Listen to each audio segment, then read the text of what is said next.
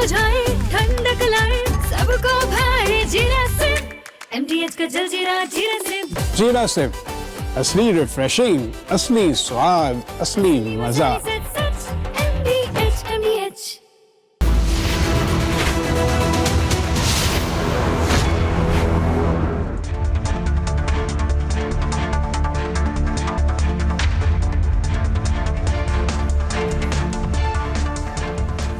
नमस्कार, बहुत स्वागत है आपका। आप देख रहे हैं देश का नंबर 1 न्यूज शो, ये भारत की बात है, और मैं हूं आपके साथ मृदुल शर्मा। उम्मीद करते हैं आप सभी सेहतमंद होंगे और बहुत बहुत फिट होंगे। आज खबरों में आपके लिए क्या है खास, कौन सी बड़ी और महत्वपूर्ण खबरें हैं, आइए जानते हैं।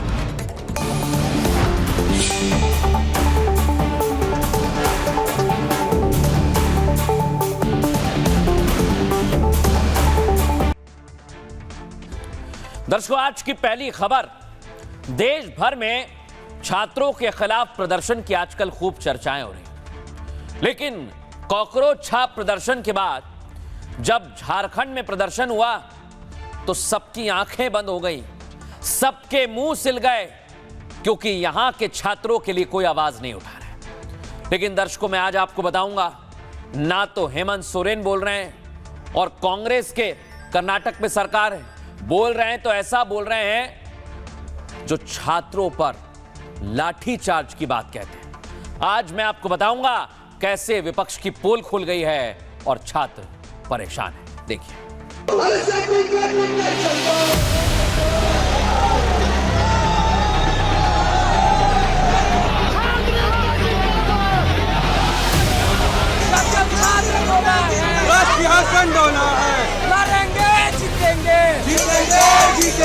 आए जरा झारखंड में, बताते हैं उनको गठबंधन की सरकार है ना। जब से झारखंड अलग हुआ है तब से यहाँ पे हर एक परीक्षा विवादपूर्ण ही रहा।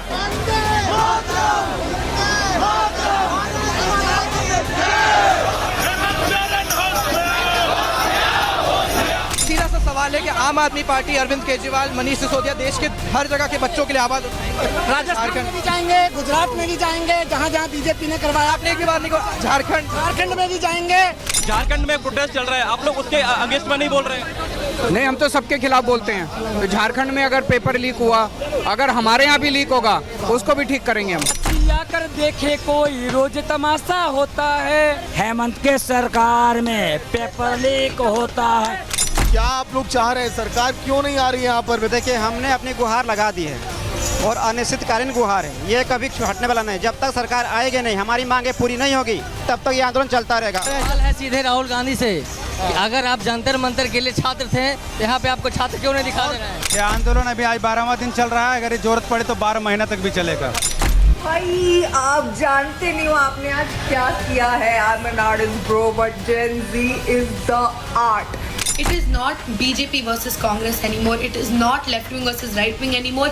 It is right versus wrong. एक जाहिल इस मुल्क की रहनुमाई करे तो उसका दिल यही चाहेगा कि पूरा मुल्क उसी की तरह जाहिल, ना समझ, ना काबिल और बेरहम बने। सब याद रखा जाए। मेरे ऊपर अभिजीत दीपके के लोगों ने अटैक किया, पुणे में मेरे ऊपर अटैक हुआ, औरंगाबाद में मेरे ऊपर अटैक हुआ, और मैं चाहता हूँ दिल्ली पुलिस इमीडिएटली अभिजीत दीपके को अरेस्ट करे। सरकार के आँख भी हैं, कान भी है, संवेदनशीलता भी है, और बहुत जल्द छात्रों के बीच में विषय पर अवगत हम कराएं।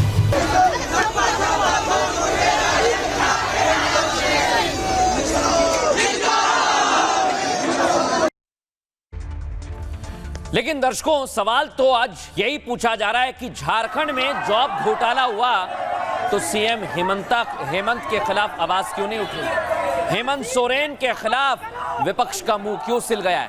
देखिए जरा, छात्र वहां पर प्रदर्शन कर रहे हैं, अलग अलग जगह पर मशाल रैली निकाली जा रही है।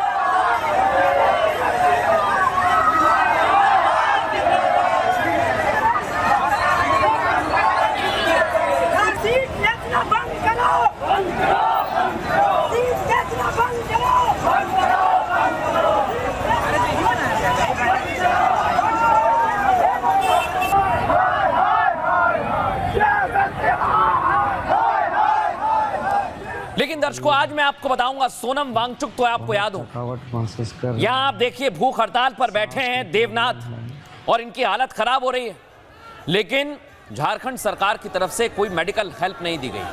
सवाल ये भी तो भूख हड़ताल है, ये भी तो छात्रों के लिए अनशन कर रहे हैं, तो फिर इनकी बात क्यों नहीं सुन रही है हेमंत सोरेन सरकार?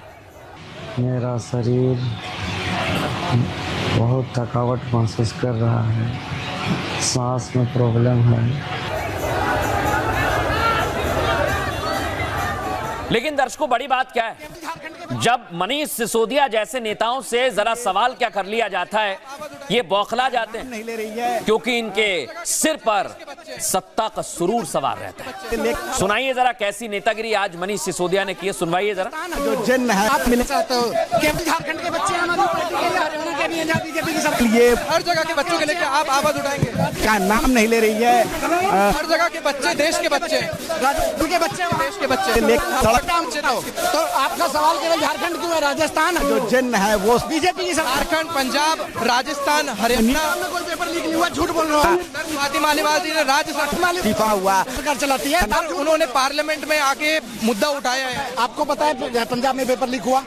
आप मिलना चाहते हो, केवल झारखंड के बच्चे हमारी पार्टी के लिए, हरियाणा के भी हैं, बीजेपी के सब लिए हर जगह के बच्चों के लेकर आप आवाज उठाएंगे? का नाम नहीं ले रही है। हर जगह के बच्चे, देश के बच्चे, राज्य के बच्चे।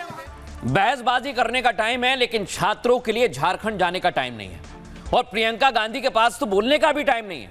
सुनवाइए जरा, सवाल किया गया तो प्रियंका कुछ नहीं बोली, सुनवाइए जरा इन्हें। मैम, झारखंड के छात्रों को लेकर आवाज कब उठाएंगे? मैम, झारखंड के छात्रों के लिए कब आवाज उठाएंगे? उत्तर प्रदेश में। मैम, झारखंड के छात्रों के लिए कब आवाज उठाएंगे? क्या ये रिफ्लेक्शन है मैम? मैम, झारखंड के छात्रों को लेकर आवाज कब उठाएंगे? मैम, झारखंड के छात्रों के लिए कब आवाज उठाएंगे? उत्तर प्रदेश में। मैम, झारखंड के छात्रों के लिए कब आवाज उठाएंगे? क्या ये रिफ्लेक्शन है मैम? मैम, झारखंड के छात्रों को लेकर आवाज कब उठाएंगे? मैम, झारखंड के छात्रों के लिए कब आवाज उठाएंगे? उत्तर प्रदेश में। मैम, झारखंड के छात्रों के लिए कब आवाज उठाएंगे? दर्शकों, सोचिए जरा, कॉकरोच छाप प्रदर्शन सबको अच्छा लग रहा था, लेकिन जब असली छात्र मैदान में आए तो अरविंद केजरीवाल ने मुद्दा भटका दिया।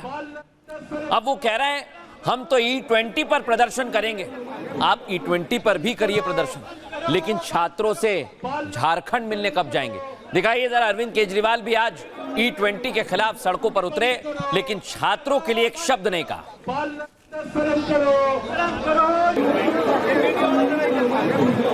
बंद करो,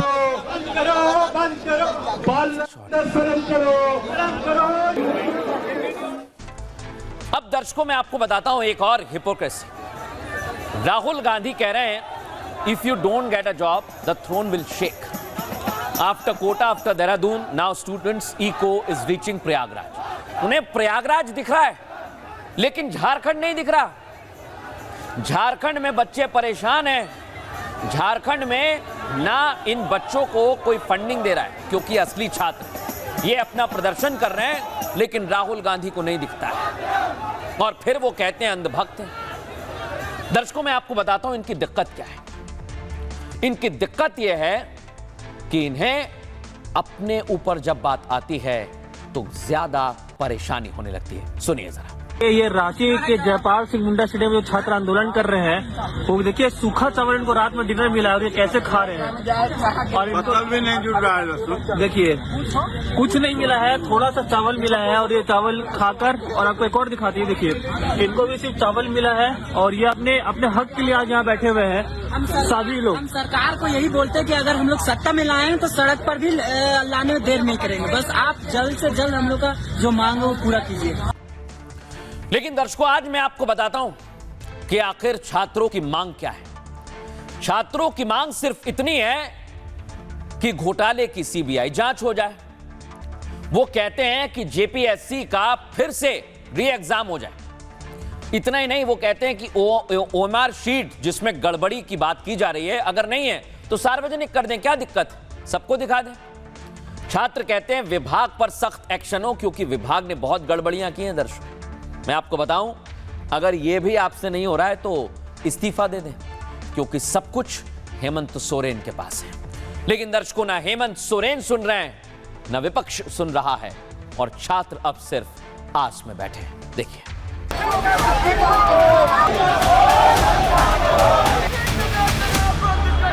सिर्फ हंगामा खड़ा करना हमारा मकसद नहीं, हमारी कोशिश है कि ये सूरत बदलनी चाहिए। जब तक तोड़ेंगे नहीं तब तक छोड़ेंगे नहीं। जिस प्रकार आप वहाँ दिल्ली में गए उस प्रकार आपको झारखंड में आना चाहिए था।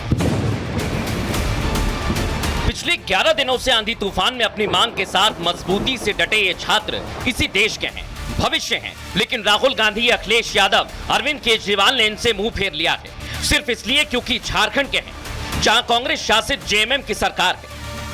के बच्चे, देश के बच्चे, आम आदमी के बच्चे और हरियाणा पेपर लीक, राजस्थान, ये कैसी शर्त है सर? ये कैसी कि हम अगर प्रोग्राम करेंगे तब आप झारखंड के बच्चों के लिए आवाज उठाएंगे? जो मनीष सिसोदिया जंतर मंतर पर कॉकरोच छाप प्रदर्शन को लीड कर रहे थे, जब उन्हीं से झारखंड के छात्रों पर सवाल हुआ तो गुस्सा आ गया। केजरीवाल भी दीपके की पीठ थपथपा रहे थे। जब उन्हें भी झारखंड के छात्रों ने न्योता भेजा तो कहानी बताने लगे।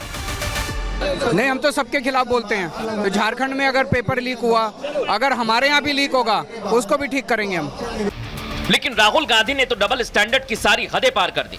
उन्हें राजस्थान, हरियाणा, उत्तर प्रदेश के छात्र तो दिख रहे हैं, लेकिन झारखंड से उन्होंने भी टाइट फाइट वाले दीपके की तरह दूरी बना ली। वो सेलिब्रिटीज भी इस प्रोटेस्ट से दूर हैं जिन्हें कॉकरोच छाप प्रोटेस्ट में अपना एजेंडा दिखा था, सिर्फ इसलिए क्योंकि झारखंड में कांग्रेस और जेएमएम की सरकार है। लेकिन दर्शकों, मैं आपको बताता हूं, ये तेरा छात्र वर्सेस मेरा छात्र क्यों हो रहा है, क्योंकि यहां पर तो छात्र भी बदल गए ऐसा लगता है। लेकिन नहीं दर्शकों, छात्र अपने मुद्दे को लेकर डटे हुए हैं, भूख हड़ताल कर रहे हैं और विपक्ष के नेताओं को यह दिखता नहीं है। रांची में परीक्षाओं में गड़बड़ी पर विवाद खड़ा हो गया है। झारखंड के जेनजी मुख्यमंत्री हेमंत सोरेन से इस्तीफा मांग रहे हैं और छात्रों का कहना है कि अगर परीक्षा ठीक से नहीं करवा सकते फिर ऐसी सरकार का झारखंड की सत्ता में रहना मंजूर नहीं है। पिछले 11 दिन से भूख हड़ताल पर बैठे छात्र बीमार पड़ने लगे हैं। अनशन पर बैठे छात्र नेता देवेंद्र नाथ महतो की हालत गंभीर है। बावजूद मुख्यमंत्री हेमंत सोरेन की तरफ से कोई मांग नहीं मानी गई। सबसे बड़ी बात, जंतर मंतर पर प्रदर्शन में शामिल ये तमाम नेता चुप हैं, खामोश हैं, जिसमें प्रियंका गांधी, अरविंद केजरीवाल, मनीष सिसोदिया, उद्धव ठाकरे, ये सब गए थे कॉकरोचों के प्रदर्शन में। झारखंड में चल रहा जेनजी का प्रोटेस्ट इन्हें नहीं दिखता है। आपको बताऊं, झारखंड के छात्र अब सवाल पूछ रहे हैं कि हमने क्या किया है, हमारे साथ नाइंसाफी क्यों? छात्रों का कहना है यहां पेपर लीक नहीं हुआ बल्कि पेपर ही बेच दिया है। फिर अब तक जेपीएससी की परीक्षा को रद्द क्यों नहीं किया गया? इतना ही नहीं, नीट पेपर लीक के बाद सिर्फ 1 महीने में री एग्जाम हो गए थे, परीक्षा हो गई, रिजल्ट आ गया, बावजूद जंतर मंतर पर प्रदर्शन हुआ। लेकिन छात्रों का कहना है झारखंड सरकार उनकी मांग क्यों नहीं मांग रही है। साथ ही उन नेताओं से भी सवाल पूछे जा रहे हैं जो जंतर मंतर पर तो गए, लेकिन जब उन्हीं की समर्थित सरकार में पेपर ही बेच दिया गया तो राहुल गांधी जंतर मंतर गैंग रांची से दूरी बनाने लगा। दर्शकों, क्यों दूरी बना रहा है? आज छात्र पूछ रहे हैं क्यों आखिर ये नेता नहीं पहुंच रहे हैं। दर्शकों, सवाल यही है। आपको दिखाते हैं इस समय छात्र आंदोलन से ग्राउंड जीरो से एक्सक्लूसिव रिपोर्ट। देखिए जरा। इन छात्रों के हाथों में संविधान है, इन छात्रों के हाथों में पत्थर नहीं है, इन छात्रों के हाथों में कुछ भी ऐसा नारा नहीं है लिखा हुआ जिस तरह से आपने दिल्ली के जंतर मंतर पर देखा था, जो उग्र आंदोलन हुआ था। ये छात्र ये कह रहे हैं कि आंदोलन हम ऐसे ही जारी रखेंगे। फैसल है सीधे राहुल गांधी से कि अगर आप जंतर मंतर के लिए छात्र थे तो यहाँ पे आपको छात्र क्यों नहीं दिखा दे रहे हैं? यहाँ पे आपका सरकार है, आपको तो हम लोग यहाँ पे प्रोटेस्ट कर रहे हैं, आपको सरकार से सीधे बात करनी चाहिए। जब तक तोड़ेंगे नहीं तब तक छोड़ेंगे नहीं। सबसे बड़ी शर्मसार की बात ये है कि राहुल गांधी जब पेपर लीक नीट का होता है तो वो जाकर जंतर मंतर पर धरना देते हैं, कोटा में जाते हैं, छात्रों से बात करते हैं, तो यहाँ क्यों नहीं आते? जेपीएससी, जेएसएससी जैसे संवैधानिक आयोग में धांधली रुकेगी नहीं, हम तब तक डटे रहेंगे। युवा का समय सबसे इम्पोर्टेंट समय होता है, वो समय में पेपर लीक हो रहा है तो हमारे मेहनत का फल तो मिल नहीं रहा है, तो हम लोग क्या करें? इसलिए हम शांतिपूर्वक धरना कर रहे हैं। लेकिन दर्शकों, एक और तस्वीर आज मैं आपको दिखाऊंगा और आप कहेंगे वाकई कैसे ये लोग बदल जाते हैं। इन लोगों के चेहरे आपको दिखाता हूं जो कॉकरोच छाप प्रदर्शन तो बड़े अच्छे से देख रहे थे, उस पर बोल रहे थे, लेकिन झारखंड पर चुप है। ये सोनाक्षी सिन्हा है, जरा इनको सुनवाइए, ये क्या कह रही थी जेनजी के प्रोटेस्ट पर जो जंतर मंतर पर हो रहा था। भाई आप जानते नहीं हो आपने आज क्या किया है। I am an artist bro but Gen Z is the art.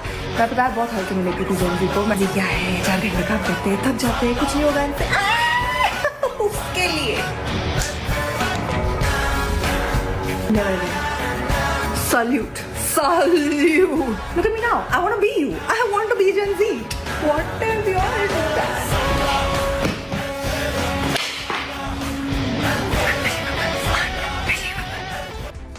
इन्हें तो आप जानते ही होंगे, नसीरुद्दीन शाह। ये ना जाने अपने आप को क्या समझ रहे थे, लेकिन झारखंड के छात्र नसीरुद्दीन शाह को दिखते नहीं है।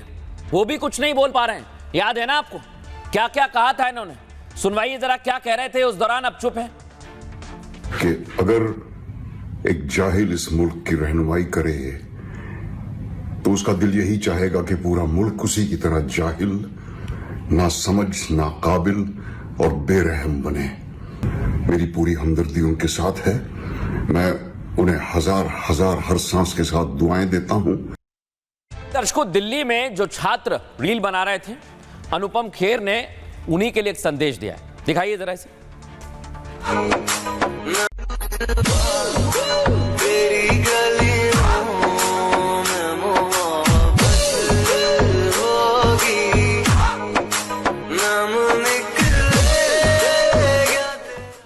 ये वीडियो तंज है दर्शकों उन एक्टर्स पर जो जेंजी जंतर मंतर पर गालियां दे रहे थे, रील बना रहे थे। उस पर तो सब बोल रहे थे, लेकिन अब झारखंड पर सारे कलाकार रील बना रहे हैं, कोई कुछ बोलने को तैयार नहीं है। लेकिन मैं आपको बताता हूं दर्शकों, इनका डबल स्टैंडर्ड आज देश देख रहा है। ये देखिए आप, इतने सारे चेहरे ये दिल्ली चले गए थे, लेकिन झारखंड नहीं जा पा रहे हैं। जब जंतर मंतर पर पेपर लीक के खिलाफ प्रदर्शन चल रहा था, उस वक्त बॉलीवुड के कुछ अभिनेता खुद को छात्रों की आवाज बता रहे थे, कह रहे थे यही आवाज है। लेकिन वही छात्र जब झारखंड में जॉब घोटाले के खिलाफ प्रदर्शन करने लगे, तो बॉलीवुड गैंग इस छात्र प्रदर्शन पर खामोश हो गया, कुछ नहीं बोल पा रहा है। और इसी दौरे रवैये पर झारखंड के छात्रों ने नाराजगी जताई। तो दूसरी तरफ इन्फ्लुएंसर फैजान अंसारी ने एक बड़ा खुलासा किया। आपको बताएं, फैजान ने कहा कॉकरोच जनता पार्टी के प्रोटेस्ट को समर्थन देने के लिए पैसे दिए गए थे। उसने दावा किया है उर्फी जावेद को एक पोस्ट करने के 1 लाख रुपए मिले, जबकि पूनम पांडे को कॉकरोच जनता पार्टी के पक्ष में एक पोस्ट करने के 20,000 रुपए मिले। फैजान ने यह खुलासा उस वक्त किया जब झारखंड में प्रोटेस्ट चल रहा है। और आपको बताऊं, अभी तक बॉलीवुड के कलाकार इस पर कुछ नहीं कह रहे। कोई बयान सामने नहीं आया, न शबाना आजमी का, न प्रकाश राज का, न नसीरुद्दीन शाह का, सोनाक्षी सिन्हा का, किसी का कुछ कोई बयान नहीं। इसके अलावा इन्फ्लुएंसर फैजान ने अभिजीत दिपके पर भी गंभीर आरोप लगाए। दिपके के खिलाफ फैजान ने दिल्ली डीसीपी को लिखित में शिकायत दी है। और आपको बताऊं, इस मामले में अब सवाल खड़े हो रहे हैं कि यह दोहरा रवैया क्यों। सुनिए। सीजीपी पार्टी के जो फाउंडर है अभिजीत दिपके, उनके अगेंस्ट आज मैंने दिल्ली डीसीपी सर को रिटर्न कंप्लेन फाइल करी है। मेरे ऊपर अभिजीत दिपके के लोगों ने अटैक किया। पुणे में मेरे ऊपर अटैक हुआ, औरंगाबाद में मेरे ऊपर अटैक हुआ। ऑलरेडी 2 केस उसके लिए फाइल हैं और मैं चाहता हूं दिल्ली पुलिस इमीडिएटली अभिजीत दिपके को अरेस्ट करे। और मैं दिल्ली पुलिस से फिर से रिक्वेस्ट कर रहा हूं, सर अभिजीत दिपके को मैंने रिटर्न कंप्लेन दी है, प्लीज़ उसको इमीडिएटली अरेस्ट करें, ताकि आगे कोई भी दंगा फसाद या कोई भी प्रॉब्लम नहीं हो सके। ये अपने फायदे के लिए सब कुछ कर रहा है और प्लीज़ सीजीबीटी पार्टी को सपोर्ट मत करिए। जो आदमी ये क्लेम कर रहा है ना, ये फैजान अंसारी इतना बड़ा इंसान है। ये वही इंसान है जिसने मुझे बोला था कि उर्फी ट्रांसजेंडर है, और ये वही इंसान है जिसने मेरे खिलाफ इतनी फेक ये मीडिया को बुला के, अरे ये बहुत ही मीडिया हंगरी चोमू इंसान है। और 1 लाख रुपए मैं चोमू, तू जाके पता कर कि मैं एक रील का कितना चार्ज करती हूँ। मुझे मैं 1 लाख में एक रील डाल दूंगी और for no reason. Oh my God. लेकिन दर्शकों, ये इन्फ्लुएंसर्स पैसा लेके कुछ भी कर सकते हैं, और समस्या ये है कि इनकी बातें मानी जा रही हैं, लोग भीड़ में इनको फॉलो कर रहे हैं। लेकिन दर्शकों, अब तो रांची में जेंजी के पोस्टर आपको दिखाता हूं, और यहां दिल्ली में तो पोस्टर आपने देखे ही होंगे, एकदम फूहड़ पोस्टर यहां थे। लेकिन यहां जेंजी के पोस्टर आप देखिए, यह है क्रिएटिविटी। यहां पर कहा जा रहा है एक संकल्प अनेक सफलताएं। एक ही आदमी को इतना कुछ बना दिया है क्योंकि पेपर बिक रहा है, जॉब बिक रहे हैं। और इसीलिए इन दोनों, दिखाइए जरा फुल फ्रेम दिखाइए, इसकी चर्चा देश भर में हो रही है। और आप खुद तय करिए कि असली छात्र कौन है। अब दर्शकों, मैं आपको दिखाता हूं झारखंड के छात्रों ने अपनी आवाज बुलंद कर दी है। सुनवाइए जरा क्या कह रहे हैं। आपसे यदि रिक्वेस्ट है, यदि आपके पास गया है अभिजीत दीप के पास, उनसे हम नम्र निवेदन करते हैं, यदि आप आना चाहते हैं तो सादर आमंत्रित हैं। यदि नहीं आते हैं, इसमें 10 दिन हो गया, आपको सूचना बहुत पहले मिल चुका है, लेकिन आप खाली बोलते हैं मीडिया के द्वारा कि हम समर्थन करते हैं और नहीं पहुंचिएगा तो कहीं ना कहीं विपक्ष से आपका सेटिंग है। क्योंकि आप दिल्ली में 1 महीना बैठे तो झारखंड में कम से कम 1 दिन तो बैठिए। लेकिन दर्शकों सोचिए आप, एक और जगह कांग्रेस की सरकार है, वो है कर्नाटक। कांस्टेबल भर्ती को लेकर आवाज बुलंद की, पेपर लीक के खिलाफ प्रदर्शन हुआ। दिखाइए जरा, यहां पर कोई कुछ नहीं कह रहा। दिखाइए इस तस्वीर को, फुल फ्रेम दिखाइए।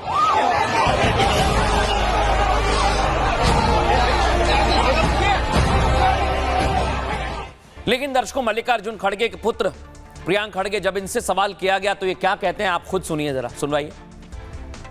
Yeah, I will resign. Let them first 25 days, let them go on hunger strike. Then if they don't control, we will do one lathi charge and then I will resign. Yeah, I will resign. Let them first 25 days, let them go on hunger strike. Then if they don't control, we will do one lathi charge and then I will resign. दर्शकों, आप समझ गए होंगे कि इनके लिए छात्र कभी जरूरी थे ही नहीं। इनके लिए सिर्फ सियासत जरूरी थी और अब तो ये छात्रों को मारने पीटने की भी धमकी देने लगे हैं। आइए आपको बताता हूं, कांग्रेस के एक और सरकार में, ये दोनों सरकार हैं, एक है हेमंत सोरेन की सरकार और एक है कांग्रेस की सरकार। कांग्रेस जहां जेएमएम के साथ सरकार में है, झारखंड में और कर्नाटक में भी, लेकिन पेपर लीक विवाद अब सुर्खियों में है दोनों प्रदेशों में। लेकिन उससे भी ज्यादा सुर्खियों में कर्नाटक के गृह मंत्री का बयान है, जिसमें उन्होंने प्रदर्शनकारी छात्रों पर लाठीचार्ज करने की बात कही। प्रियांक खड़गे ने कहा, परीक्षा में गड़बड़ी पर मैं अपना इस्तीफा दे दूंगा, लेकिन उसके लिए प्रदर्शनकारी छात्रों पर लाठीचार्ज करना चाहता हूं। कहा, इस्तीफा दूंगा लेकिन छात्रों को 25 दिन तक भूख हड़ताल करने दो, फिर भी अगर प्रदर्शनकारी छात्र नहीं माने तो हम उन पर लाठीचार्ज करेंगे। उन्होंने आगे कहा, लाठीचार्ज करने के बाद ही मैं अपना इस्तीफा दूंगा। प्रियांक खड़गे के इस बयान को बीजेपी ने असंवेदनशील करार दिया। बीजेपी ने बेरोजगार युवाओं से माफी और इस्तीफे की मांग की। आपको बताएं, उन्होंने झारखंड के सीएम हेमंत सोरेन भी इधर इस्तीफे पर फंस गए हैं। झारखंड के छात्रों ने सीधे सीएम हेमंत सोरेन का इस्तीफा मांगा है। ऐसे में मुख्यमंत्री हेमंत सोरेन के सामने कई चुनौतियां हैं। वो सामने आकर सफाई भी दे रहे हैं। वो क्या कहते हैं, मैं सीना चीर कर नहीं दिखा सकता कि मैं कितना गंभीर हूं। अब हेमंत सोरेन का यह बयान भी चर्चा का विषय बना हुआ है, लेकिन सवाल यह कि छात्रों की मांग कब मानी जाएगी, सुनिए। छात्र लोग आपकी तरफ आपसे 2 वोट की उम्मीद कर रहे हो लगातार। आपको पता है, मैंने पहले भी कहा है, सरकार के आँख भी हैं, कान भी है, संवेदनशीलता भी है और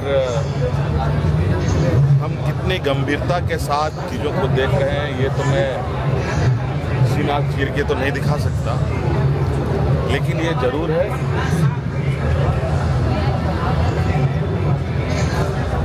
और हमारे साथ तो विशेष रूप से जिस चीज़ के पीछे हम पड़ते हैं उसको ठीक करके ही दाम लेने का हम लोग का उद्देश्य रहा है।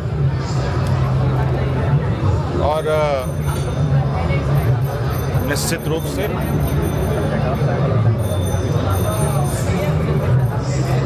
जिस तरीके से जांच दल दिन रात एक कर लगी हुई है, उसका उत्तर का हमें इंतजार है। प्रियंक खड़गे जी ने कर्नाटक में हुए पेपर लीक के ऊपर पुलिस कांस्टेबल भर्ती, उसमें जो घोटाला हुआ, उसमें जो अनियमितताएं हुई हैं, गड़बड़ियां हुई हैं, उसको लेकर जब छात्रों ने आंदोलन किया और मीडिया के बंधुओं ने प्रियंक खड़गे जी से पूछा कि क्या आप इसकी जिम्मेदारी लेंगे, क्योंकि आप गृह मंत्री हैं और आपके अंतर्गत ये सब कुछ हो रहा है, तो बड़े अहंकार से प्रियंक खड़गे जी ने कहा कि ठीक है, पहले छात्रों को 25 दिन उपवास करने दो, 25 दिन का हंगर स्ट्राइक करने दो, फिर हम लाठीचार्ज करेंगे और उसके बाद मैं अपने रेजिग्नेशन के विषय में चिंता करूंगा। और इस पर अभी तक राहुल गांधी जी की चुप्पी है। और दर्शकों, इनकी चुप्पी रहेगी क्योंकि इन्हें पता है कि अगर वहां पर बोला तो सरकार गिर जाएगी। लेकिन दर्शकों, आपको बताता हूं अगली खबर यूपी से है, क्योंकि यूपी में 27 पर आर पार की जंग शुरू हो गई और मंदिर पर ज्ञान देने वाले मदरसों पर जब सवाल किया गया तो अनजान बनने लगे। कैसे, देखिए जरा। মাদ্রাসায় শিশু ধর্ষণ চলছে, শিশু নির্যাতন চলছে, বলাৎকার চলছে।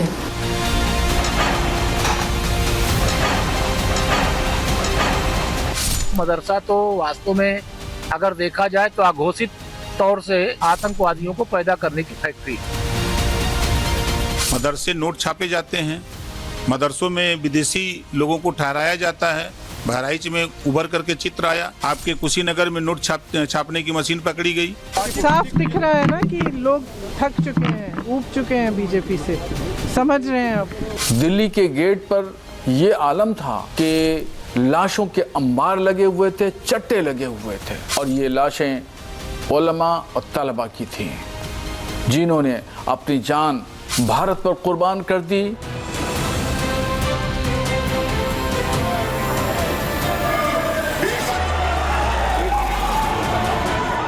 अच्छा लग रहा है कि उमर अली भाई भी राम मंदिर की बात कर रहे हैं। मुझे और अच्छा लग रहा है कि शाहिद मंजूर साहब भी राम मंदिर की बात कर रहे हैं।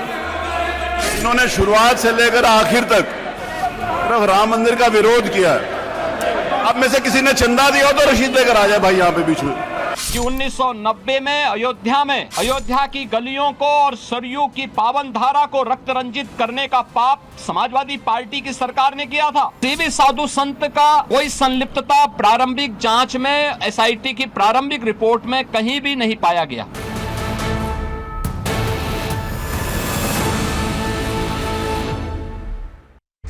लेकिन दर्शकों, आज मैं आपको दोहरा चरित्र दिखाता हूं समाजवादी पार्टी का, और आपको देखना चाहिए ये लोग चढ़ावा चोरी पर तो खिलखिलाकर बोल रहे थे, मजाक उड़ा रहे थे।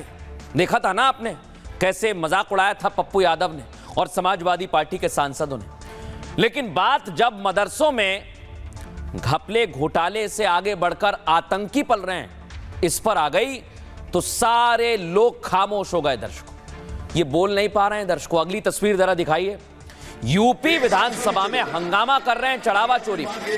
लेकिन दर्शकों, यहां देख रहे हैं ना, यहां संसद से लेकर विधानसभा तक चढ़ावा चोरी पर सुनवाइए जरा कैसे आज इन्होंने हंगामा किया है।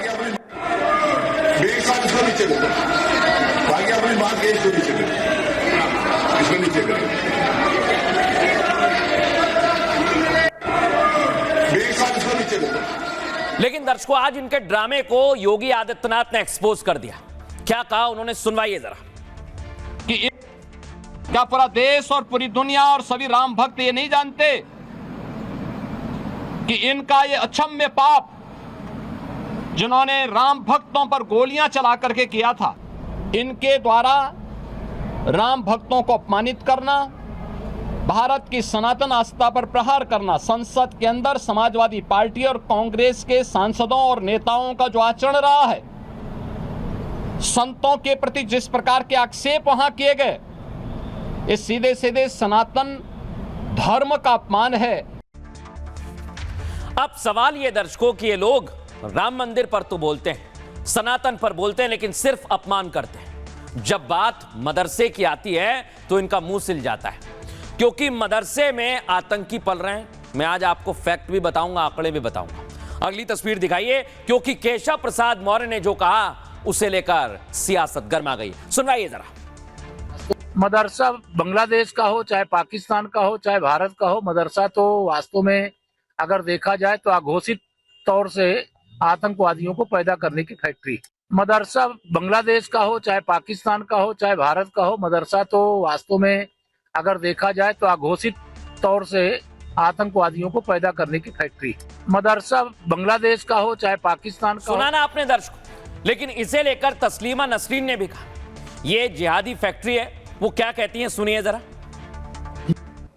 কারণ অনেক সময় মাদ্রাসা দেখা যায়, সব সময় নয়, অনেক সময় দেখা যায় যে মাদ্রাসাগুলোতে জিহাদি তৈরি হচ্ছে, এই মাদ্রাসাগুলো না হয়ে বরং সব মাদ্রাসাগুলো সেকুলার স্কুল হয়ে যাওয়া উচিত। इन्हें सेक्युलर स्कूलों में बदलना चाहिए, ऐसा उन्होंने क्यों कहा? आंकड़ा आपके सामने है दर्शकों। कुल मदरसे लगभग 25,000 हैं और अवैध मदरसे कितने? 8,500। सोचिए जरा, मान्यता प्राप्त कितने? मात्र 16,500, आधे से भी ज्यादा। सोच रहे हैं आप, इतने सारे मदरसे अवैध हैं और यहां छात्र कितने? करीब 6.5 लाख से ज्यादा। आप सोचिए, अवैध मदरसे, यहां क्या हो रहा होगा? सवाल तो यही है। और ये 2022 के आंकड़े हैं दर्शकों। लेकिन अब मदरसे पर जब सियासत होने लगी तो कैसे समाजवादी पार्टी से लेकर ओवैसी और मौलाना बौखला गए, दिखाऊं आपको उससे पहले रिपोर्ट। मदरसा तो वास्तव में अगर देखा जाए तो अघोषित तौर से आतंकवादियों को पैदा करने की फैक्ट्री। मदरसों का सच सामने आया तो नफरती मौलाना बौखला गए। क्या उनको इतना पता नहीं कि मदरसों में आतंकवाद पढ़ाया जा रहा है और वो मदरसों से आतंकवादियों को पकड़ नहीं पा रहे हैं, मदरसों को बंद नहीं कर पा रहे हैं? मदरसों में शिक्षा के नाम पर चल रहे देश विरोधी गतिविधियों की पोल खुली, लेकिन उन लोगों की जुबान पर अभी भी ताला लगा हुआ है जो राम मंदिर में चढ़ावा चोरी पर सियासी शोर मचा रहे हैं। वो शायद भूल गए कि 27 से पहले राम मंदिर में चढ़ावा चोरी पर अगर वो ज्ञान का भंडार खोलेंगे तो मदरसों की हिस्ट्री भी उन्हें आईना दिखाएगी। शायद इसलिए बांग्लादेशी लेखिका तस्लीमा नसरीन से लेकर यूपी के डिप्टी सीएम तक कट्टरपंथी हो या सियासत के नाम पर राम का चोला ओढ़ने वाले नए नए सनातनी सबको आईना दिखा रहे हैं। लेकिन दर्शकों, मैं आपको बताता हूं यूपी में कैसे सियासी माहौल गर्मा गया है। मुद्दा राम मंदिर का उठा रहा है विपक्ष, लेकिन अब मदरसे पर भी उलझ गया है। कैसे उलझ गया, आइए आपको समझाते हैं, समझिए जरा। यूपी में दर्शकों 2027 के चुनाव से पहले मदरसों पर सियासत शुरू हो गई है। बांग्लादेशी लेखिका तस्लीमा नसरीन ने मदरसों को आतंक का अड्डा बताया, जिसके समर्थन में यूपी के डेप्यूटी सीएम केशव प्रसाद मौर्य ने बयान दे दिया। उप मुख्यमंत्री केशव प्रसाद मौर्य ने कहा, मदरसा कहीं का भी हो, आतंकवाद ही पैदा करता है। मदरसों का सच क्या है, इस पर मौलाना भड़क उठे। मौलाना साजिद रशीदी ने इसे इस्लाम को बदनाम करने वाला बता दिया। मौलाना शाहबुद्दीन एक कदम आगे बढ़े और तस्लीमा नसरीन पर ही कमेंट कर दिया। अब इस बयान पर AIMIM भी सामने आ गई और केशव प्रसाद मौर्य से माफी की मांग करने लगी। शादाब चौहान AIMIM के नेता हैं, उन्होंने इसे दुर्भाग्यपूर्ण, आपत्तिजनक और अस्वीकार्य बता दिया।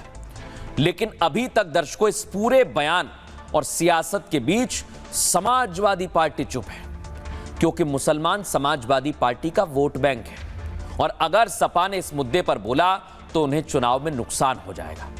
ये वही समाजवादी पार्टी है जिसके नेता चढ़ावा चोरी पर तो खुलकर बोल रहे हैं, लेकिन संसद के बाहर चढ़ावा चोरी पर प्रदर्शन करने वाले, यूपी विधानसभा के भीतर हंगामा करने वाले मदरसे पर चुप हैं।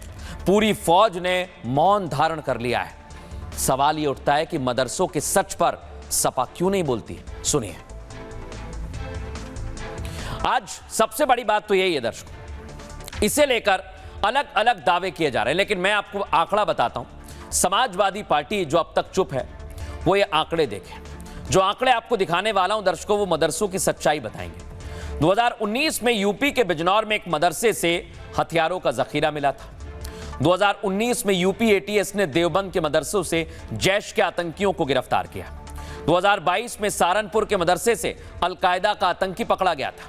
2022 में आतंकी संगठन जमात उल मुजाहिदीन के संदिग्ध देवबंद से गिरफ्तार किए गए और ये सभी संदिग्ध मदरसों के छात्रों को अपने नेटवर्क से जोड़ रहे थे।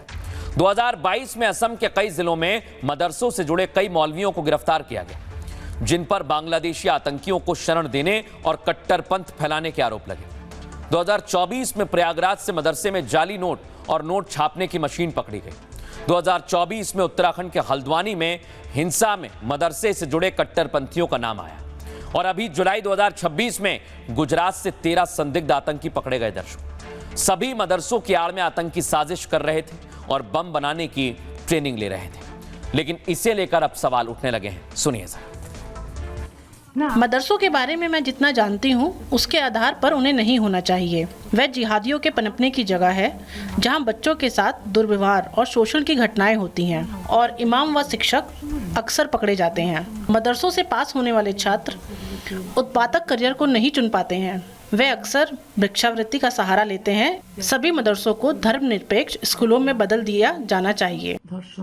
उन्होंने मदरसों को आतंकवादी कहा और भी बहुत सारी ऐसी बातें कहीं जो मुसलमानों के ख़िलाफ़ हैं, इस्लामी उसूलों के ख़िलाफ़ हैं।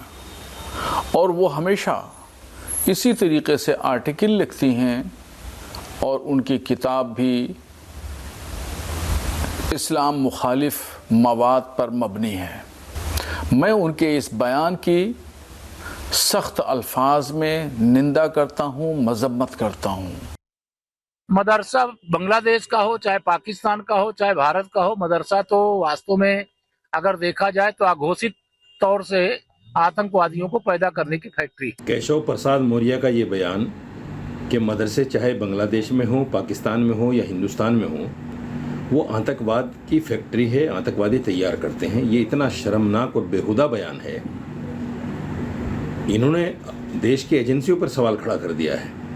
देश की जो एजेंसी, जिनको पता है कि कब कहाँ क्या होना है, क्या उनको इतना पता नहीं कि मदरसों में आतंकवाद पढ़ाया जा रहा है और वो मदरसों से आतंकवादियों को पकड़ नहीं पा रहे हैं, मदरसों को बंद नहीं कर पा रहे हैं। सरकार आंख मूंदे बैठी है और सरकार कई लाख मदरसों को पैसा भी देती है।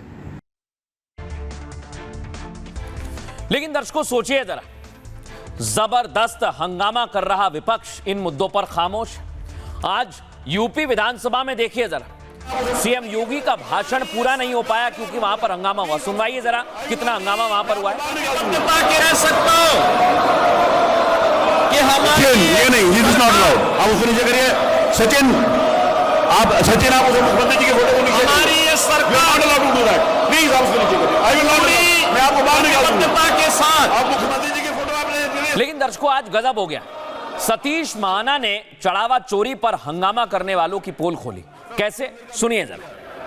अब कह रहे हैं कि शाहिद मंजूर साहब राम मंदिर की बात कर रहे हैं। इन्होंने शुरुआत से लेकर आखिर तक राम मंदिर का विरोध किया। अब में से किसी ने चंदा दिया तो रसीद लेकर आ जाए भाई, यहाँ पे पीछे आप लोगों में से किसी ने कोई चंदा दिया तो रसीद लेकर आ जाओ भाई, जरा देखे तो सही आपका कौन सा पैसा चोरी हुआ है। जरा रसीद लेकर आ जाओ, जितने खड़े हो यहाँ पे, कोई एक आध आदमी रसीद लेकर आ जाए। अनिल प्रधान तुम तो पैदा भी नहीं हुए थे जब मंदिर बना था, पैदा भी नहीं हुए थे जब तक। दर्शकों ये साजिश के तहत किया जा रहा है, इसको लेकर संसद में भी आज काफी ज्यादा हंगामा हुआ। सुनवाइए जरा। कहां गया और प्रभु का पैसा कहां गया, दान का पैसा कहां गया।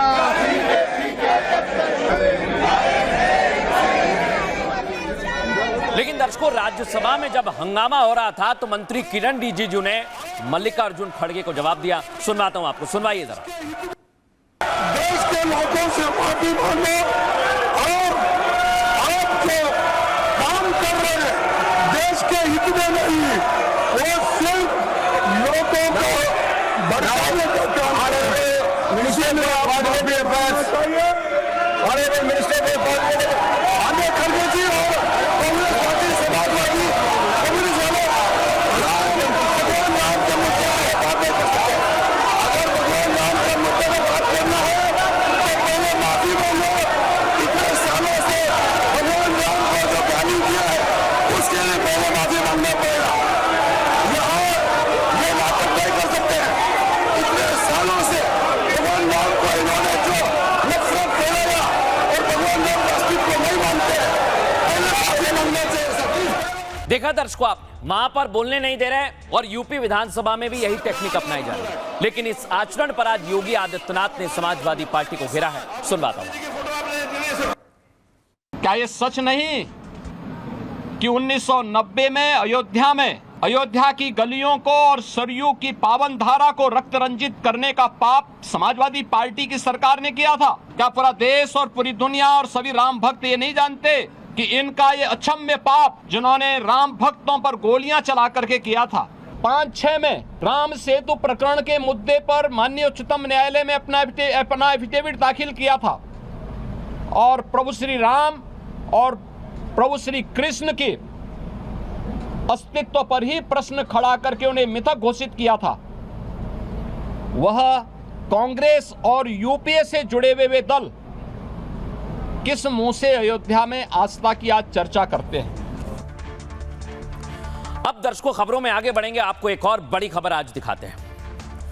आपको पता है थलापति विजय की सरकार बन गई है और आज गजब हो गया दर्शकों। उदयनिधि स्टालिन जो सनातन पर टिप्पणी करते थे, अब उन्होंने महिलाओं पर टिप्पणी ऐसी की कि वो फंस गए, उन्हें पुलिस ने उठा लिया है। आपको पहली तस्वीर दिखाते हैं। उदयनिधि जिन्हें पुलिस ने गिरफ्तार किया था, खबर यह है कि छूट गए दर्शक, लेकिन आपको बताता हूं गिरफ्तार क्यों किया गया था। पहले आप देखिए, उदयनिधि के समर्थक जैसे ही वो जेल से बाहर आए, पूछताछ के बाद पुलिस ने रिहा किया, उसके बाद बड़ी संख्या में उनके पास पहुंचे। अब मैं आपको अगली तस्वीर दिखाता हूं दर्शकों। उदयनिधि स्टालिन जिन्होंने आपत्तिजनक बयान दिया था और अश्लील बयान दिया था, इसीलिए इन्हें गिरफ्तार किया गया था। दिखाइए जरा, बड़ी संख्या में पुलिस पहुंची थी और इनके समर्थक भी वहां थे।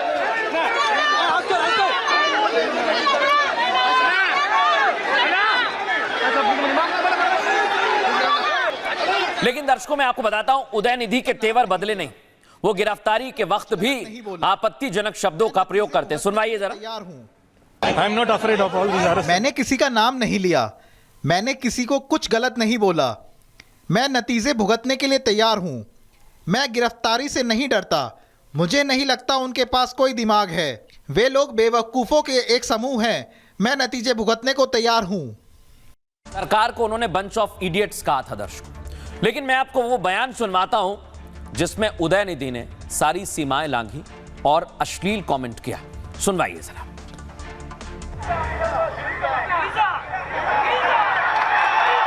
ಹೆಂಗೆ ತನ್ನಿ ಬರ್ದು ಅಲ್ಲ ಅಕ್ಕ ತನ್ನಿ ಬರ್ನೋ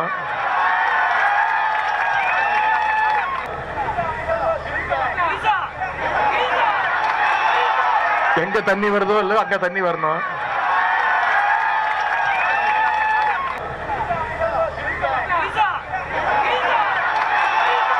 ಹೆಂಗೆ ತನ್ನಿ ಬರ್ದು ಅಲ್ಲ ಅಕ್ಕ ತನ್ನಿ ಬರ್ನೋ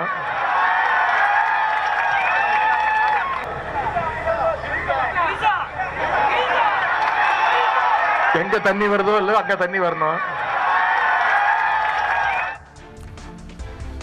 दरअसल दर्शकों ये मामला विजय के लिए पर्सनल मामला हो गया था। पर्सनल इसलिए, पहला तो उन्होंने महिलाओं के बारे में कहा और दूसरा उन्होंने अभिनेत्री त्रिशा के बारे में यह बात कही। कैसे दर्शकों मैं आपको बताता हूं। सोमवार को तंजावुर में कावेरी जल विवाद पर एक रैली उदयनिधि कर रहे थे। इस रैली में भीड़ में त्रिशा त्रिशा के नारे लगाने शुरू किए गए। आरोप है कि इस नारे के बाद उदयनिधि ने कहा, पानी कहीं और पहुंचे ना पहुंचे, वहां जरूर पहुंचना चाहिए। हालांकि बाद में उदयनिधि ने अपने इस बयान पर सफाई भी दी। उदयनिधि स्टालिन ने कहा उनका इशारा कावेरी के पानी की ओर था, लेकिन जब तक वो सफाई देते तब तक बहुत देर हो चुकी थी, क्योंकि अभिनेत्री त्रिशा पूर्व एक्टर और सीएम थालापति की बेहद करीबी मित्र हैं। चेन्नई पुलिस ने उदयनिधि के खिलाफ 6 धाराओं में केस दर्ज किया दर्शकों। महिला की गरिमा का अपमान करना, जानबूझकर अपमान कर शांति भंग करना, अलग अलग समूहों के बीच नफरत फैलाना, आपराधिक साजिश और आपराधिक धमकी देना। इसके अलावा महिला उत्पीड़न रोकथाम कानून के तहत, आईटी कानून के तहत भी कार्रवाई की। लेकिन दर्शकों उदयनिधि की गिरफ्तारी हुई, उन पर गिरफ्तारी की तलवार लटकने लगी। गिरफ्तारी से बचने के लिए उन्होंने हाईकोर्ट में अग्रिम जमानत अर्जी दी। जब तक कोर्ट में सुनवाई होती तब तक पुलिस उन्हें उठाकर ले गई। देखिए आप ही। अब मद्रास हाईकोर्ट के दखल के बाद, पूछताछ के बाद उन्हें छोड़ दिया गया है। लेकिन दर्शकों इससे लेकर अब देश भर में चर्चा होने लगी, सियासत भी गर्मा गई है। सुनिए जरा। मैंने पूरी स्पीच सुनी, जैसा कहा जा रहा है भाषण में वैसा कुछ नहीं है। उन्होंने केवल सीएम की नाकामियां गिनाई, किसी का अपमान नहीं किया, उन्होंने एक्ट्रेस का नाम तक नहीं लिया, केवल सरकार पर हमले किए। इस सरकार की दिक्कत यही है कि उन्हें लोगों की परवाह ही नहीं है। डीएमके को निशाना बनाने के लिए उनका इस्तेमाल किया जा रहा है। आप सभी ने कल तंजावुर में एक भाषण सुना। क्या उन्होंने किसी के खिलाफ कोई मानहानि वाला बयान दिया? उन्होंने इस सरकार पर आरोप लगाए और कावेरी और मेकेदातु के मुद्दे पर सरकार की नाकामियों को उजागर किया है। इसमें क्या गलत है? वह विपक्ष के नेता हैं। दुनिया देख रही है और सबने इसे देखा है। जो लोग तमिल जानते हैं, जो समझ सकते हैं और जो देख सकते हैं कि उदयनिधि स्टालिन ने क्या किया, वो ये समझ जाएंगे उन्होंने क्या किया है। ये बहुत ही गिरी हुई हरकत है। सरकार ने जानबूझकर डीएमके यूथ विंग के सेक्रेटरी और तमिलनाडु विधानसभा के विपक्ष के नेता उदयनिधि स्टालिन को गिरफ्तार किया है, क्योंकि कल विधानसभा का सत्र शुरू हो रहा है और ये उन्हें बोलने से रोकना चाहते हैं। लेकिन दर्शकों, अब इसे लेकर जबरदस्त सियासत हो रही और डीएमके तो पूरा माइलेज लेना चाहती है। लेकिन दर्शकों, इसके लिए उन्होंने अपने समर्थकों को उतार दिया। स्टालिन की गिरफ्तारी से डीएमके के समर्थक बौखला गए। दिखाइए जरा इसे फुल फ्रेम। जबरदस्त प्रदर्शन हो रहा है।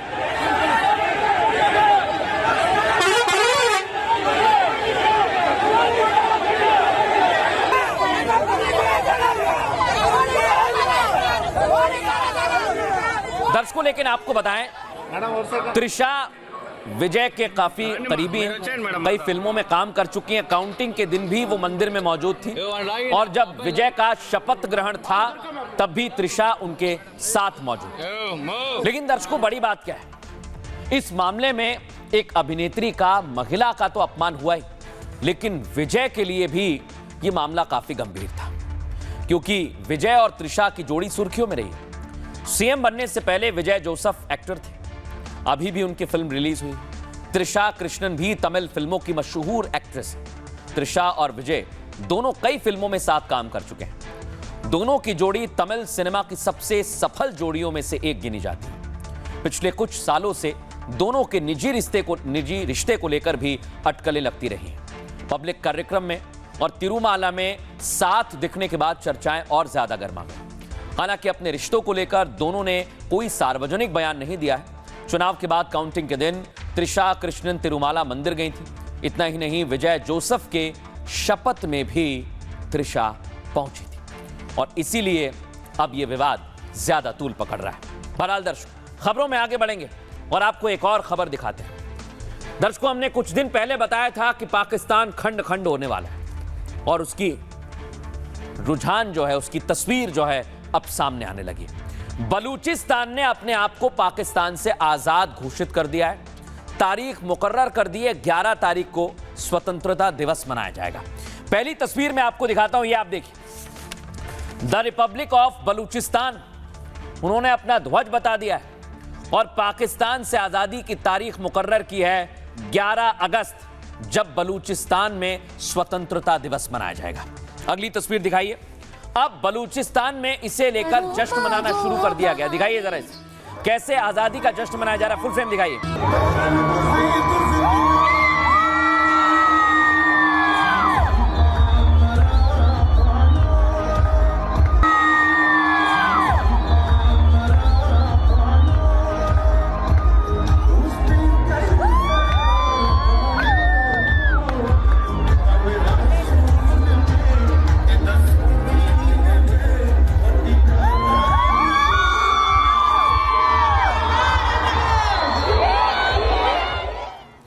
दर्शकों, आपको बताऊं, बलूचिस्तान के पूर्व सीएम ने चेतावनी दे दी है कि हम बांग्लादेश में जो हुआ था वही करने वाले। सुनवाइए जरा। जिस आप सिंध से कराची छीन रहे हो, आप बलूचिस्तान में दुनिया के से बड़े इलाकों को एक तरफ करके, जिस तरह आपने बंगाल में किया, आप बंगाल में भी कौम को आखिरी मिनट तक ये बताते चले आ रहे थे कि कुछ भी नहीं हो रहा है, पुराना पसपा हो गया है, सब कुछ हमारे कंट्रोल में है।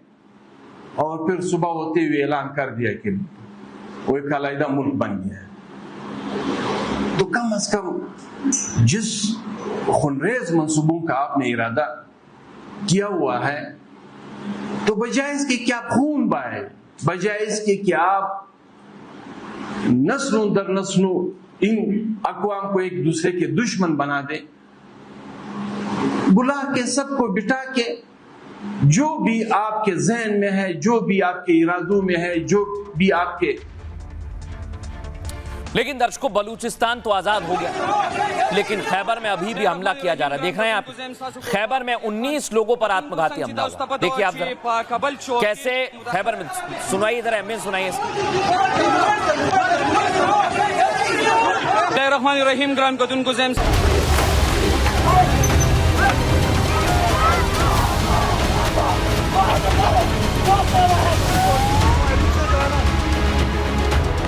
पाकिस्तान खंड खंड हो रहा। बलूचिस्तान ने 11 अगस्त को स्वतंत्रता दिवस मनाने का ऐलान कर खैबर पख्तूनख्वा में टीटीपी लड़ाके लगातार सेना और पुलिस को निशाना बना रहे हैं। पीओके में मुनीर की आर्मी प्रदर्शनकारियों के सीने पर गोली चला रही और फिर भी विद्रोह थमने का नाम नहीं ले रहा। मुनीर की सेना को बलूचिस्तान से पीओके तक पैर खींचने पड़ रहे हैं। वहीं मुनीर के आतंकी चिल्ला चिल्ला कर अब गवाही दे रहे हैं कि धुरंधर ने 3 साल में 30 आतंकियों को जहन्नुम पहुंचा दिया है। लेकिन दर्शकों, आज मैं आपको बताने वाला हूं, जो पाकिस्तान बड़ी बड़ी बातें कर रहा था वो अब टूट चुका है और ये बलूचिस्तान से आवाज उठी है। दर्शकों, बलूचिस्तान ने पाकिस्तान से आजादी का ऐलान कर दिया है। सबसे बड़ी खबर, बलोचों के नेता मीर यार बलोच ने सोशल मीडिया पर एक पोस्ट किया, 11 अगस्त को बलूचिस्तान अपना स्वतंत्रता दिवस मनाएगा। बलूचिस्तान के लोग सार्वजनिक जगह पर अपना झंडा फहराएंगे। ये आप देखिए जरा, अलग होने का जश्न मनाया जाएगा। बलोच नेताओं ने दुनिया से बलूचिस्तान को मान्यता देने की भी अपील की है। अंतर्राष्ट्रीय समुदाय स्वतंत्र और संप्रभु बलूचिस्तान को मान्यता दे। जब तक पाकिस्तान अपने मौजूदा स्वरूप में बना रहेगा, तब तक स्थायी शांति, विकास और समृद्धि हासिल नहीं की जा सकती। ऐसे में स्वतंत्र बलूचिस्तान देश का समर्थन करना जरूरी है। बलूचिस्तान 11 अगस्त को ही क्यों आजादी मनाएगा, यह भी समझिए। मीर यार बलोच ने इसके पीछे भारत की आजादी का जिक्र किया। बलूचिस्तान ने सबसे पहले 11 अगस्त 1947 को आजादी का ऐलान किया था, जब ब्रिटिश शासन उपमहाद्वीप से जाने की तैयारी कर रहा था। 11 अगस्त 1947 को द न्यूयॉर्क टाइम्स ने इस खबर को सबसे पहले छापा था। ऑल इंडिया रेडियो पर भी इसका प्रसारण हुआ था। इसलिए बलूच 11 अगस्त को आजादी का जश्न मनाते हैं और इसके लिए पूरी तैयारी भी उन लोगों ने की है। एक्सपर्ट क्या कहते हैं, सुनिए जरा। दुनिया में एक नया राष्ट्र बन गया है, Republic of Balochistan. 11 August note कर लीजिए, 11 अगस्त को उसका सेलिब्रेशन होगा और बलूच ने अपने लोगों को स्वतंत्रता दिवस के साथ साथ अपना एकता दिवस को कंबाइन करते हुए मनाने का फैसला लिया है और फैसला दिया है। वर्ल्ड कम्युनिटी चाहे ना चाहे, बट बलूचिस्तान ने अपनी आज़ादी की डिक्लेरेशन बड़ी फॉर्मली डिक्लेयर कर दी है, क्योंकि पाकिस्तान की आर्मी और पाकिस्तान उसे अब उसकी आज़ादी से महरूम नहीं कर सकता। चॉइस अब दुनिया पर सिर्फ इतनी है कि वो कब किसे कितना रिकॉग्नाइज़ करे। साथ ही साथ जिम्मेदारी आती है भारत पर कि क्या वो उसे रिकॉग्नाइज़ करेगा या नहीं करेगा। भारत के ट्रैक रिकॉर्ड को देखते हुए कहा जाए तो भारत इमीडिएटली इसे शायद ना करे, बट अपने आप में भारत की आवाम इस बात को ज़रूर मानेगी कि पाकिस्तान से इंसानियत के तौर पर अगर बलूचों को इंडिपेंडेंस मिलती है तो ये बलूच के लिए, इंसानियत के लिए एक अच्छी बात है। अब दर्शकों, मैं आपको बताता हूं ये पाकिस्तान क्यों बौखला रहा है। बलूचिस्तान तो इनके हाथ से निकल गया है और अब पीओके भी इनके हाथ से निकलने वाला है। ये जनमत संग्रह करते हैं ना दर्शकों, आज इसका सच मैं आपको दिखाता हूं। वोटिंग हुई थी पीओके में, एक आदमी वोट देने गया, ना जाने वो भी कहां से आ गया। देखिए जरा, दिखाइए। ये है वोटिंग का सच। कोई पाकिस्तान में जो सरकार है उसके जुल्म को सहना नहीं चाहती। जो वहाँ के लोग हैं उन्होंने कह दिया है कि हमें अब पाकिस्तान से आज़ादी चाहिए, हमें यहाँ पाकिस्तान सरकार का जुल्म नहीं सहना है। अब मैं आपको एक और तस्वीर दिखाता हूँ। जब ये सच सामने आने लगा तो ये मुनीर की फौज बदसलूकी कर रही है, बच्चों को मार रही है, महिलाओं को मार रही है। दिखाइए जरा इसे।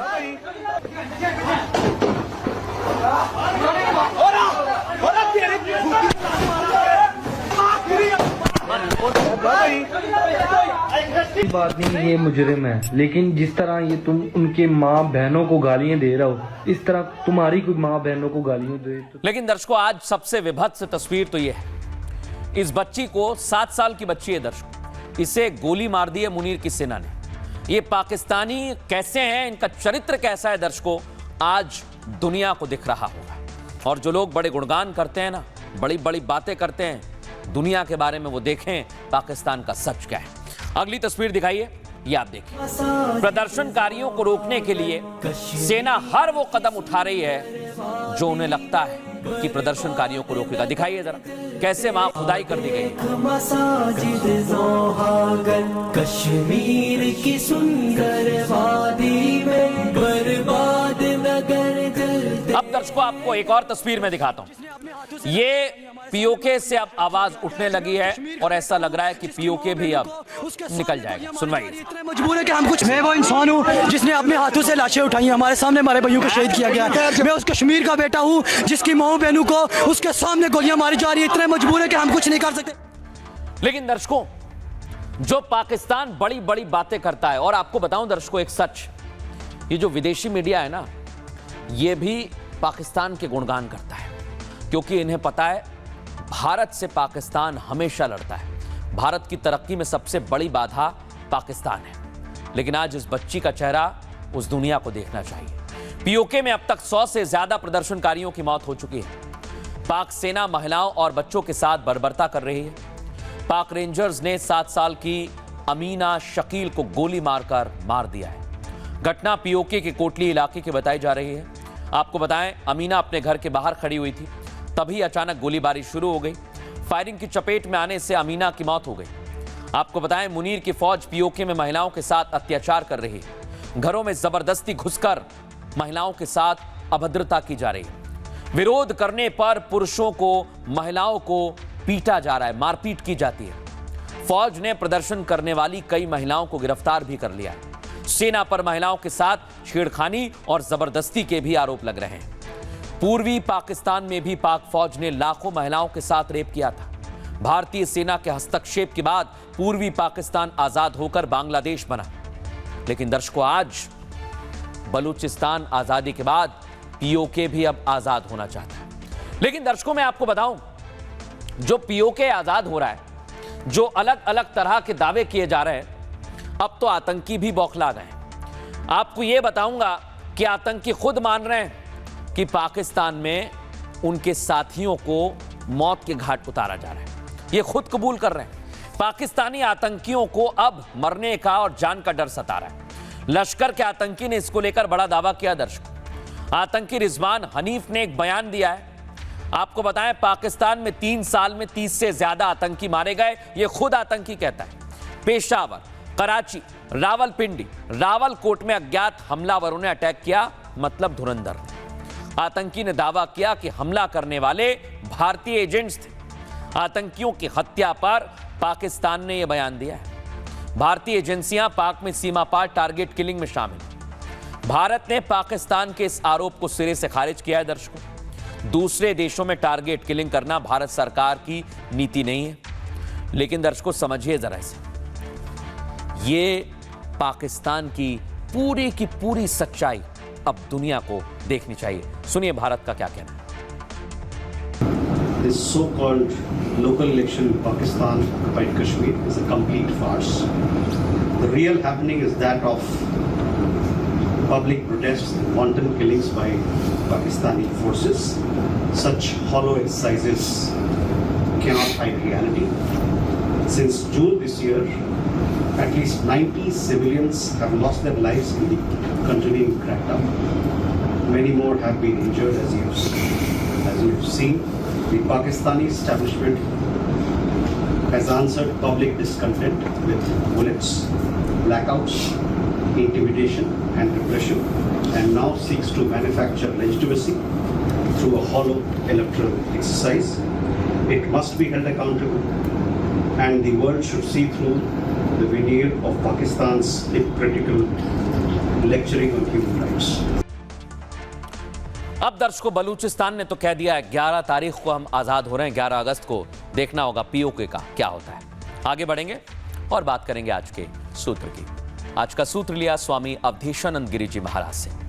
वो कहते हैं, अगर व्यक्ति ईश्वर में अटूट विश्वास रखता है, उसके विधान के प्रति पूर्ण समर्पण का भाव अपनाता है और हर परिस्थिति को ईश्वर का निर्णय मानता है, तो जीवन से भय, भ्रम और संशय दूर हो जाता है। ऐसा व्यक्ति कठिन परिस्थितियों में भी विचलित नहीं होता। उसे विश्वास होता है कि जो कुछ हो रहा है वो उसके हित में है और इसी विश्वास के दम पर वो सफलता की ऊंचाइयों को छू सकता है। वक्त एक छोटे से ब्रेक का हो गया, जल्द हाजिर होंगे। नमस्कार। चमकी चाट से क्या बना है? सैंडविच, लस्सी और छाछ और हर घूंट में चमकी चाट, ड्राई फ्रूट और दही बड़े। चमकी चाट से स्वाद बढ़े। असली स्वाद सिर्फ चमकी चाट।